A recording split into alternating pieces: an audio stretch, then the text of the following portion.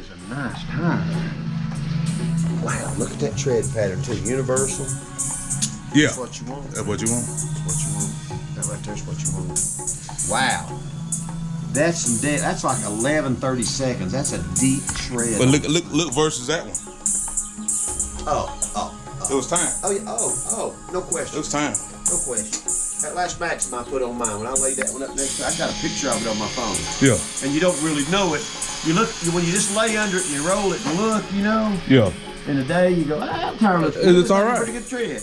And then you put a new one like this up Like there. my You go, low. my gosh, why did I wait so long? So the centromatic balancers.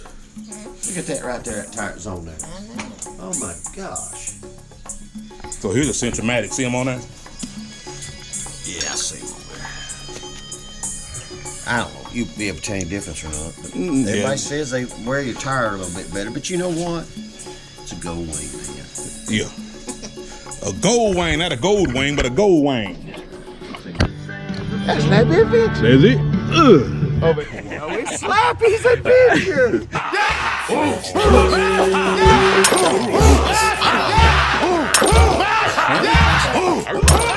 On three, Slappy Adventure. 1, 2, 3. Slappy Adventure. But you know what? It's a gold wing, man. Yeah. A gold wing, not a gold wing, but a gold wing. It's a gold wing. All right. You gonna walk them or you gonna do that? What's up? We can walk a little bit. I got 5 miles before my first 100. Bring it. Then I will go. Charles, tell her about what we seen in Georgia up her Helen, because she's gonna do the Appalachian. Yeah. What we saw? Oh, the people we saw? Yeah. Oh, we saw people everywhere on the trail. So I got a buddy that walked it about 6, 7, 8 years ago, and he was 54 when he started. How long did it take him? Did he section or did he through height? He was through like that. He went to Georgia and walked to Maine, man. To Maine. Oh yeah. Walked to Maine. And I asked him. I said, it was Lane Potts is his name, and I asked him. I said, "Well, did you think about quitting?" He said, "Twice." Only twice. Twice. I said, "What?" He said, "I was in Georgia, just started. A few days in, snowed on me. I'm laying there in a sleeping bag, thinking, what in the crap am I doing?" What time of year did it go if it snowed? Well, you know, you don't know when it's going to snow. On that mountain. You start, you know, it's particular. There's a specific time you would normally start. It's about this time. Well, it's probably about a little bit 3 or 4 weeks ago, I guess, actually, to get to know when you normally do it. But right. You still don't know what's going to happen in the mountains. I mean, yeah, it's going to be 38 tonight. Tonight, right. I mean, you know, and it's almost May. So, but anyway, and he said the other time was I was walking 20 miles a day. I was going to bed. I was eating. I was getting up. I was walking 20 miles. I was eating. I was going to bed. I was walking 20 miles. And he thought, I could do this forever.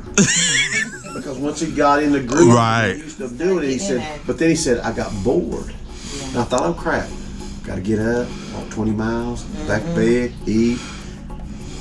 And he said, I got bored. Those are the only 2 times he thought about quitting. Yeah. But he did it. He wrote the whole thing. Well, how many days? I mean, months. 5 months, wasn't it? I think it was I only have 5. 4 months leave. I think it was 5, and he. How many miles? Do you remember how many total miles? It's 1,800 and something miles. Am I thinking right? It's 2198. 2198 from whatever the town is in Georgia. Yeah, Amicalola. Yeah, Amicalola. Yes. To Baxter State Park. In Maine. Yeah. And so he did it though. He came through Hot Springs, called his wife. Wife came over, walked a couple 20 miles with him. I think that next day. Then he made a picture and put it on the internet. Had his feet here and her feet here. His feet looked fine. Hers had blisters all over. It was awesome. Yeah. He lost about, I think it was 30-something pounds in the process of it all. Yeah. And I remember him practicing. He would put his backpack on, weighed it down. I can't remember how many pounds, and walked the farmland around his house to try to get prepared to do it. It's just something he always wanted to do. I mean, it'd be something cool to do. You know, I could walk 100 feet without my feet starting to hurt, but it's just the way it is. I mean, I want to hike 5 miles. I can't. Yeah. I try to keep about 20 miles on my back. 20 pounds. It's awesome. So if you're gonna do it in 4 months, how many miles you gonna have to walk? I'm thinking he told me 5. I think's what he told me. But now it used to take about an average of 120 days to complete it. So you're gonna walk? How many days? How many miles you gonna walk? Just get out there and walk. You just get get out there and walk. Well, he knew, you have all the different places that they mark you to stop, and when you've got some area, like when you're walking across Fontana. Like what we seen. It's like I said, so everywhere we went, of course, everywhere we are, people just don't realize you're never very far from the Appalachian Trail. If you're in western North Carolina and East Tennessee, I mean, you're not that far away. And the roads that we travel through, Fontana, that's a crossing point. Nantahala Gorge, that's a crossing point. And some of these other places, we're never far away from the Appalachian Trail, because that's part of where. Did y'all go up to the NOC the other day? No, we didn't. Y'all didn't go up there? No, but I go there all the time. I used to get up and start 6 o'clock on Saturday mornings and drive to NOC to eat breakfast. If you ever go, show him where the shoes are in the trees. Oh, okay. You know, the hike, and you guys said the tree shame. They have one. It's a tree with all the usually the people that not gonna make it, they throw all their shoes up there. Oh, really? Yeah. You seen it? So I haven't seen it. I've just heard people talk. Oh, okay. Yeah. But I'm up there all the time. I mean, I think that place is one of the prettiest places in the world to be able to sit there at is it Land's End? Or is that what the name of the little restaurant is there? Sit out there on the balcony there and eat breakfast. Right, where the and just watch the kayakers and people coming and going in the buses. And here comes the train from Bryson City. It comes in, it just you can't make that stuff up, man. Yeah. You just have to be here to enjoy it. Yeah. I can't wait. Yeah, it's awesome. Yeah. I mean, it's just nothing like it. And then all the time I go in and eat, Land's End doesn't sound right. Anyway, the restaurant's been there forever. It's open all year long. And every time you go in there, you see 4 or 5 backpacks set outside with stuff for people that are walking the trail that have stopped at, are eating or whatever. So where and some of them, there's a lot of people that hike the trail that don't do the whole trail. But there's a lot of hikes on the trail, and that's one of the areas that people will do the 25-mile loop hike or whatever and come back, and so you don't really know if the person that's eating beside you is really somebody that's doing what you're talking about doing, because that's impressive, ain't it? I mean, really. And we up in where is it, up in what's the county on up north of us, up in Virginia, when you get into Virginia, Blue Ridge. Well, you got Blue Ridge. Shenandoah. Well, you get up Shenandoah, and I don't know where the trail is in relationship to the Shenandoah Valley. It goes straight through the Shenandoah. Does it go through Shenandoah Valley? Shenandoah Park and all that. Because the Skyline Drive is the Shenandoah Valley for us motorcycle people, car people. So you're kind of crossing. So it still runs kind of parallel up there all the way up. So nowhere you go up in these great roads that we're on, are you very far from somebody hiking on that dang trail. We saw a bunch of hikers. Where was we at? Was we in Helen? We were coming up on our way to Blairsville. And that's when we were coming up the mountain, and we saw that group down there. And to the all left. Had their to the left. Going up the mountain. Yeah, that carport. Yeah. Yes, they had something. That Trail Magic truck or something. Yeah. Yes. Those were hikers. All hikers. Yeah, this is the bubble right now. They're all up this way. And Hot Springs. Yeah. So you get close to Hot Springs, and people come down off the trail. It crosses. I don't know if when you go to Hot Springs from my side, you go up the mountain over toward Marshall. As soon as you go up the mountain out of Hot Springs toward Asheville, you go right under the trail. Right. We ride right under the walkway. People get up there and they'll get a thumb down or whatever and come down into Hot Springs and eat. And lots of times we're eating at the Smoky Mountain restaurant there. There'll be some kids walk in, and there was people there last week when I ate over there. Okay. There was 2 guys and a girl that were walking the trail, and they'd stopped to eat. Yeah. And they were sitting over there talking about all this stuff. They're talking about stuff I don't understand any of that. So they don't understand motorcycle talk. I don't understand talk. Yeah. But it's the same thing. Same It's thing. really cool. I'm just like, man, I wish I was physically able to Me do too. that. Me too. Now, I was never a hiker, so I wouldn't have chosen to do it. I wish I was physically able to do it. Yeah. But I wouldn't do it. Some big small stuff I around didn't like here. hiking when I was a kid. Yeah. My mom and dad take us to Hungry Mother State Park all the time up in Virginia. Yeah. Up near Marion, Virginia. Yeah. And I'd stay in the car and they'd all go hike. I don't like hiking. Yeah. I just never did like it. But now there's some short hikes. Right. Just some things like hiking to that plane. Right. Hiking to the side of the plane on top of the Skyway. Oh, down there where that waterfall was. Where they built a road to bring the plane parts out when those 9 servicemen died back in the 1980s. That's what he was telling me a story about that. And I want to go up and just see the site. And it's not that far. I mean, it's a mile and a half. And the plane's still up there. But I'm not going to walk up there because you got to walk back. Because I had to walk back. and I just physically, my knees won't do it. No. And I'm not gonna get them replaced. So. No. Oh, no. And then when you get them replaced, I say don't hike and don't run. Really? Yeah.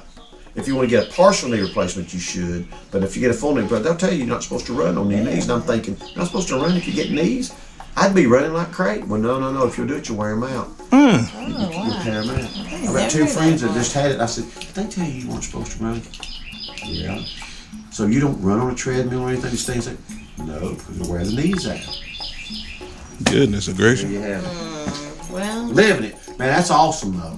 yeah. That's awesome. You'll enjoy it. Just be careful. I just love being out there. Except when the bear shows up. You know. Hearing them bears. You know, the bear thing, we may overreact really a little to the mess bear with you. thing. They don't really mess with you, but They there's don't. just something about a bear. I think it's because you always see something about a bear has to do with grizzly or polar. Polar bears are worse than grizzlies. Right. You know, grizzly will scare you, but a polar bear will eat you Will eat and you. attack you to eat you. So And it's about 200 pounds bigger. and they can outrun you about 4 to 1. 4 to 1. Right now they're interbreeding. That's what I was telling him. I said they're interbreeding because of climate change. Well, and there I you said, have it. boy, you're gonna have something on your Squatch! Squatch! That's A Sasquatch. a Yeti! A big, that's a Yeti. Yeah. Go out there. No, Yeah. them black bears don't really mess with you. They don't I mess. encountered a couple. They're I like to see him down the One time road. up there at Case Cove when I was on the trail and I saw one. I was like, and you just let them know that you're there and they usually And they usually They don't ease mess on. with I mean, but you still, there's just something about it, you know. Oh Yeah. gosh, you see a bear. My wife would freak out.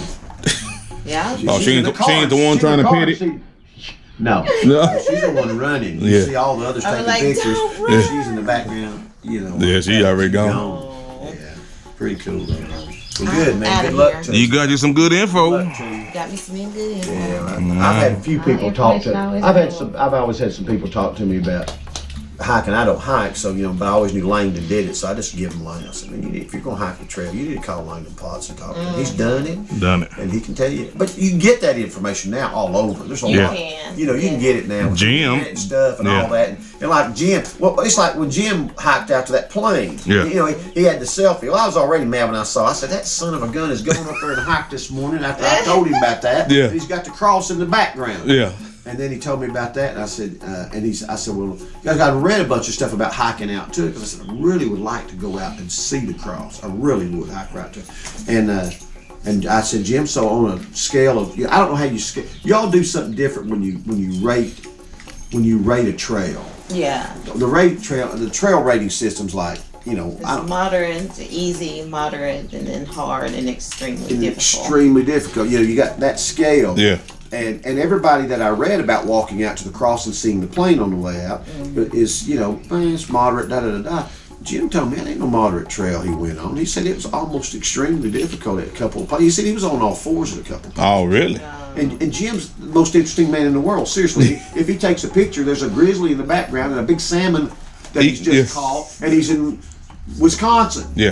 He's been to Alaska. I mean, don't that's tell what him. He flies a plane, too. He'll call me and say, well, I'm going to go hiking next week. Well, where are you going? Well, we're going to Wisconsin, and my buddy's going with me. We're going to hike in 35 miles into here. We're going to do some bass. That's what he likes to do. Yeah. Well, that's cool. But for him to tell you it's almost extremely difficult and everything I'm You better reading listen. saying, oh, it's moderate, you know, no problem for most people. Jim said, there's no way, Trey. He said, I was on all fours at 2 different places on that trail. I said, are you sure you were on the trail? He goes, and you don't ask Jim that. He knows what he's doing. He knows, yeah. You know, if nothing works for him, he GPS, they helicopter him out of there. He's got a daggone laptop out in the middle of no daggone world with a signal. Yeah, we're out there. Oh, he's oh no, he's got it off satellite. Yeah, you know, he's got his, you don't notice, but in his pocket, you know if he wrecks. Yeah, He that pushes thing the pulls. button and it gets the coordinates and calls 911 for him. And Yeah. pays $14 a month. That's the one I said got that GPS phone. Yeah. And he's got For it. yeah. Yeah, I have one, and I have a spot device that when I wear it, it calls on there. Absolutely. They And can you actually should. track me, and then if it's something happy, just press it in. Yeah, because we talked about it one day. I said, I've been up on the Cherry Halo Skyway by myself on a Sunday evening. And I thought, God, if I wreck off this thing, Just be up or and we'll be up. And you know, I tell you when you get a chance one day, watch that video about the guy that wrecked at Deals Gap. They actually wrecked, and nobody knew he wrecked. And he's laying down there, and he hears everybody. So he gets his phone because he does his final videos. For yeah, I seen that. Oh. because he's saying bye to his family because he knows nobody's going to Find it. Yeah. Really? It's heart-wrenching. Yeah. And you can hear while he's laying there talking. Because people are on the road. He's not that far from the road, but nobody can see him. He lays there for almost 2 days. And some guy stops to get a cigarette or do a dip or some crazy thing just at the spot about where he went off. That's how he was found. Oh, wow. He had broken his back. He couldn't move. Couldn't move. Mm-hmm. Laid there thinking, this is it. And he wanted to get it in before the battery died on his phone. Yeah. I'm telling you, it's heart-wrenching. Cause you ain't got no phone service up here. You know, you got a phone service. You Yeah, can I call see. nobody unless you're in a certain possible place you can, but very rarely. Yeah. There's a couple places you can stand and climb up on the tree and hold your phone up. Hey! You know, that's about the only way you can talk to anybody. But he knew it was his last dying stuff. And he put it on the internet. No, yeah. It's something. I'm telling you, it's crazy. Crazy You cool. have these videos though. Yeah. All right, well, Get it done. I'm gone. Do it. Shout out your channel.